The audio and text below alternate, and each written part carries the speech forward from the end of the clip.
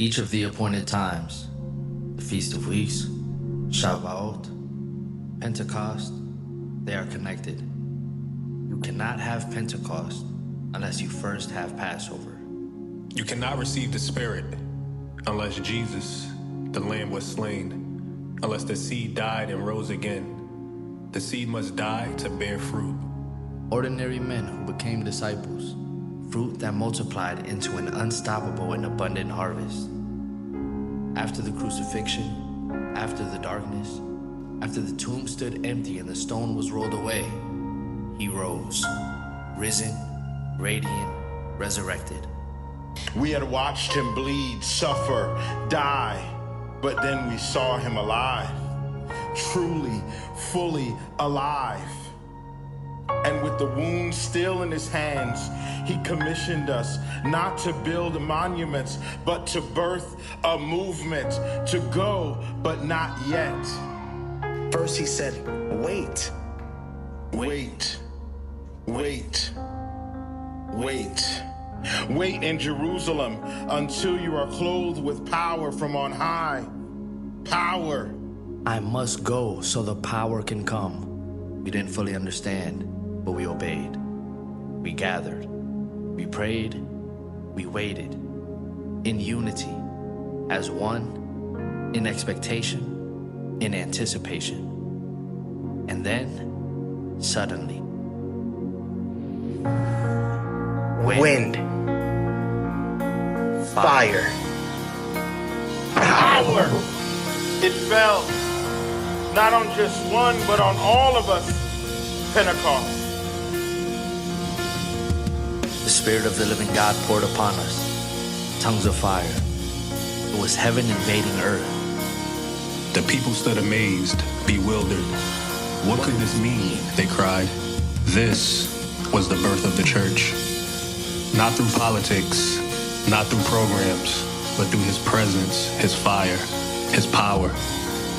Not just to speak in tongues, but to go and declare his word to the ends of the earth. The Great Commission was burning in our bones. I, Peter, stood up, filled with a boldness not of my own, partnered with heaven, co-laboring with Christ himself. And that day, thousands believed. Thousands were saved.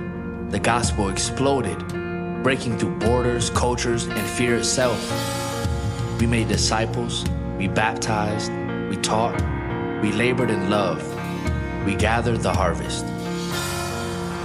But as always, there was a separating, a removing of weeds.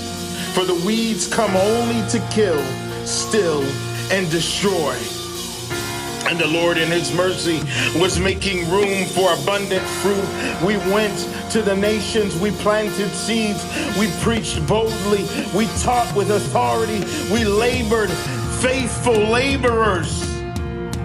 And yet, that was only the beginning.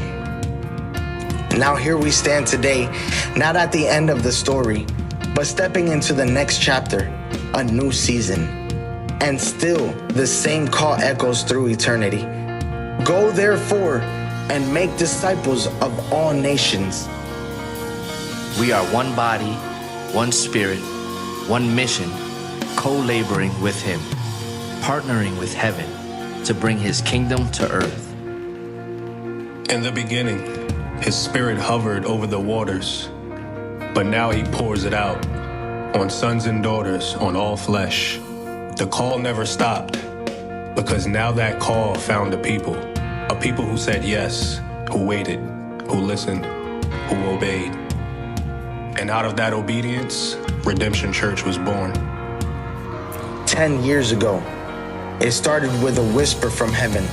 And today, we don't just celebrate a decade of ministry, we celebrate a decade of mission. 10 years of planting seeds of truth, 10 years of bearing fruit that lasts, 10 years of gathering the harvest, one soul at a time. And so we repeat, wait on him, receive his power, go out into the earth, labor in love. The harvest is ripe, gather them. This is our commission.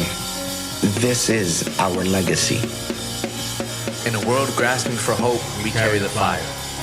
In a culture crying for truth, we proclaim the gospel of Jesus Christ. In a generation searching for purpose, we make disciples. We are not done. This is only the beginning, and he is still building his church.